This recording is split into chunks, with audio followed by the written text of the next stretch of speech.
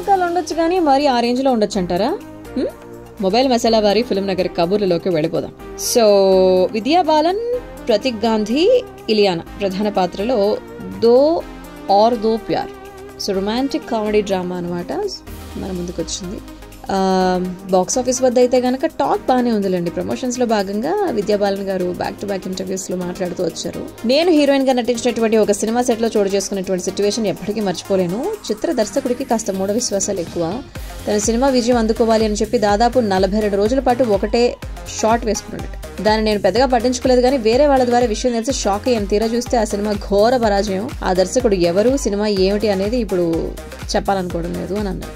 ఇన్నేళ్ల సినీ కెరీర్ లో ఇలాంటి వ్యక్తులు ఎంతో మందిని చూశాను కానీ ఒక నిర్మాత కూడా ఇలాగే ప్రవర్తించారు అని అన్నారు. ఆ నిర్మాత నన్ను బాధ పెట్టేలా మాట్లాడారు. షూట్ మొదలైన కొన్ని రోజుల తర్వాత ఆ సినిమా నుంచి నేను తొలగిపోయినట్టుగా వార్తలు రావడం జరిగింది. నా జాతకం తన వద్ద ఉందని, నేను ఒక పెద్ద దురదృష్టవంతురాలని, అందుకనే ప్రాజెక్ట్ నుంచి తప్పిస్తున్నాను అని చెప్పి ఆయన మీడియాతో చెప్పారు అని చెప్పి తను చెప్పడం జరిగింది.